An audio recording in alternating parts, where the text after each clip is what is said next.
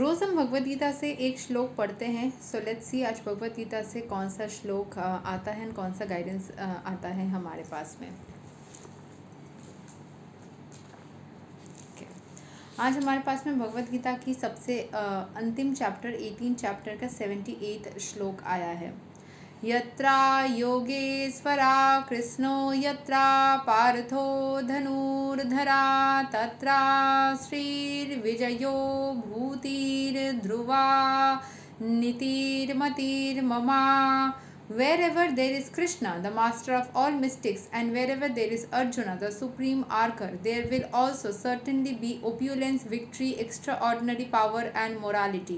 That is my opinion. तो भगवान श्री कृष्ण मतलब अंतिम में यहाँ पे बोला जा रहा है कि जहाँ पे कृष्ण है और जहाँ पे हमारे अर्जुन हैं, तो दोनों जन के जो बोलते हैं ना, युति बोले या फिर एक ग्रुप बोले, पार्टनरशिप बोले, जहाँ पे दोनों ही साथ में हैं, वहाँ पे एक्सट्रीम ओप्यूलेंस, उनकी एनर्जी। अगर आपने घर में भगवद गीता भी रख ली, जहाँ पे ऐसे ही भगवान श्री कृष्ण और अर्जुन जी का एक साथ में फ़ोटो है, या फिर आपने अपने फ़ोन के वॉलपेपर में रखा, या फिर अपने पास में आपने इसका प्रिंट आउट निकाल करके रखा, या नॉर्थ ईस्ट डायरेक्शन में आपने लगाया, तो उनकी जो वो शिक्षा देने वाली जो वाइब्रेशन है, लेकिन नीचे वो लड़ाई वाली जो पिक्चर है वो नहीं होनी चाहिए।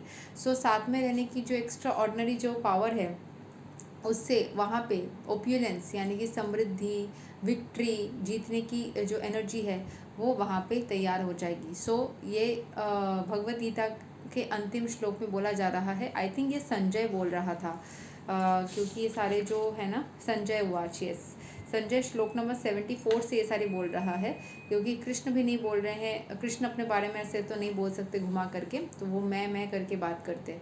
यहाँ पे अर्जुन भी नहीं बोल रहा है, तो ये संजय बोल रहे हैं। धृतराष्ट्र को उसने मतलब उसकी क्या बोलते हैं, साइकिक पावर से सब कुछ देख करके बता रहा था।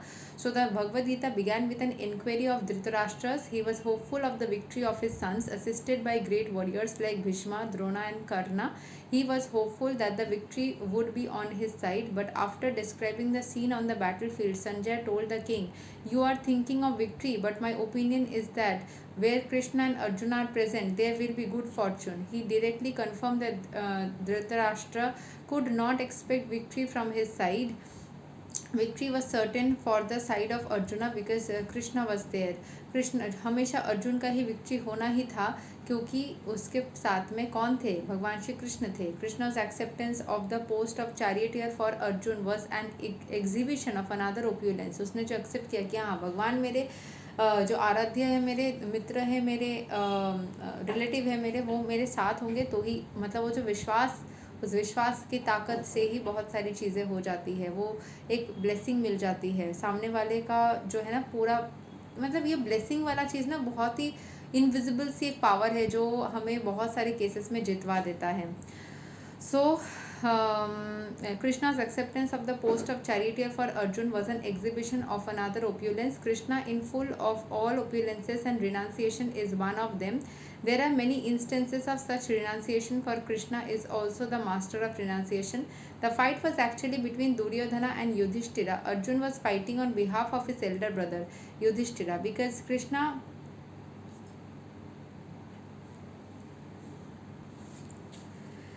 Krishna and Arjuna were on the side of Yudhishthira. Yudhishthira's victory was certain. क्योंकि कृष्णा अर्जुन दोनों जन ही युधिष्ठिर के साइड में थे, तो युधिष्ठिर को जीतना ही था। The battle was to decide who would rule the world, and Sanjay predicted that the power would be transferred to Yudhishthira. तो मतलब अभी युधिष्ठिर ही पावरफुल होगा, मतलब उसको ही पावर मिलेगा, ये संजय ने प्रेडिक्ट किया था। It was also predicted here that Yudhishthira after gaining victory in this battle would flourish more and more, because not only was he righteous and pious, he was also a strict moralist. वो कभी झूठ नहीं बोलता था। He never spoke a lie during his life. There are many less intelligent persons who take the Bhagavad Gita to be discussion of topics between two friends on a battlefield, but such a book cannot be a scripture. Some may protest that Krishna incited Arjun to fight, which is immoral, but the reality of the situation is clearly stated. Bhagavad Gita is the supreme instruction in morality. The supreme instruction of morality is stated in the 9th chapter in the 34th verse. Manamana bhava madbhakta. One must become a devotee of Krishna, and the presence of all religion is to surrender unto Krishna. Sarva dharman parityajate mama ikam saranam vraja. The instructions of Bhagavad Gita constitute the supreme process of religion and of morality. All other processes may be purifying and may lead to this process, but the last instruction of the Gita is the last word in all morality and religion. Surrender unto Krishna. This is the verdict of the 18th chapter. From Bhagavad Gita, we can understand that to realize oneself by philosophical speculation and by meditation is one process, but to fully surrender unto Krishna is the highest perfection. मतलब सिर्फ थोड़ा सा surrender करना और पूरा पूरा surrender करना, दोनों में डिफरेंस है. This is the essence of the teachings of Bhagavad Gita. The path of regulative principles according to the orders of social life and according to the different courses of religion may be a confidential path of knowledge.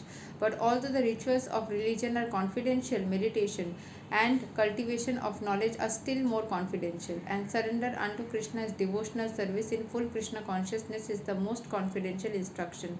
That is the essence of the 18th chapter. मतलब यहाँ पे हम कैसे भक्ति करेंगे, कैसे social life को जिएंगे, कैसे हम रिलीजियस प्रिंसिपल्स को करेंगे, कैसे मेडिटेशन करेंगे ताकि सुप्रीम पोजीशन में पहुंच सके, ये सारी चीज़ें कॉन्फिडेंशियल होते हैं.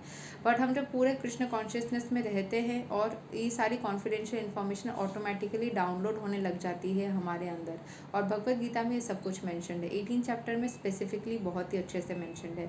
Another feature of Bhagavad Gita is the actual truth is the supreme personality of godhead Krishna. The absolute truth is realised in 3 features: impersonal Brahman, localized Paramatma, and ultimately the Supreme Personality of Godhead Krishna. Perfect knowledge of the absolute truth means perfect knowledge of Krishna. If one understands Krishna, then all the departments of knowledge are part and parcel of that understanding. Krishna is transcendental, for he is always situated in his eternal potency. Internal potency मतलब कृष्ण जो है वो एक बोलते हैं ना कि transcendental energy में, मतलब स्पिरिचुअल एनर्जी में रहते हैं. और एक ऐसी एनर्जी जिसको हम 2 पार्ट्स में डिवाइड कर सकते हैं, जो कि इटर्नली कंडीशनड है और एक इटर्नली लिबरेटेड है. कुछ लिविंग एंटिटीज़ जो है ना मतलब ऐसे बहुत सारे हैं, मतलब जो लिबरेटेड फ्री हो जाते हैं, कुछ इस कंडीशनल लाइफ को जीते रहते हैं. Such living entities are innumerable and they are considered fundamental parts of Krishna. Material energy is manifested into 24 divisions. The creation is affected by eternal time and it is created and dissolved by external energy. This manifestation of the cosmic world repeatedly becomes visible and invisible. तो material world में जो ये cosmic energy है वो कभी कभी हमारे सामने आ जाती है, कभी डिसअपेयर कर जाती है. जो कॉस्मिक एनर्जी इस पूरे मटेरियल वर्ल्ड को चला रहा है, ये युगों से चलता आ रहा है, वो एक एक्सटर्नल एनर्जी से मतलब क्रिएट होता है और डिज़ॉल्व भी हो जाता है.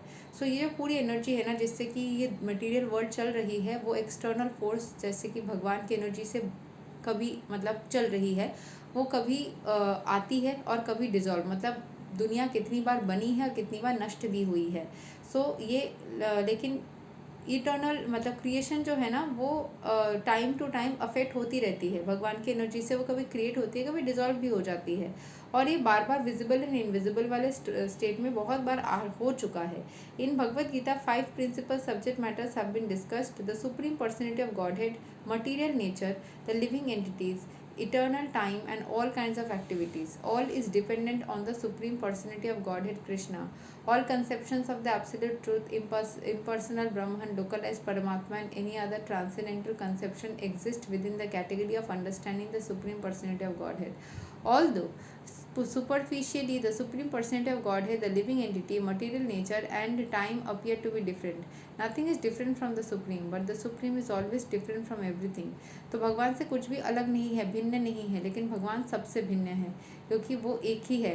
लेकिन हम लोग क्या है, उनके पार्ट्स है. हमारा पूरा शरीर मान लो, उसमें हाथ, हम क्या अपने हाथों जैसा सिर्फ है, या हम अपने पैर जैसा सिर्फ है, या हम अपना मतलब फेस जैसा सिर्फ है, नहीं. बट इन सबसे हमारा जो बॉडी इन सबसे अलग है, इन सब का ही पार्ट है.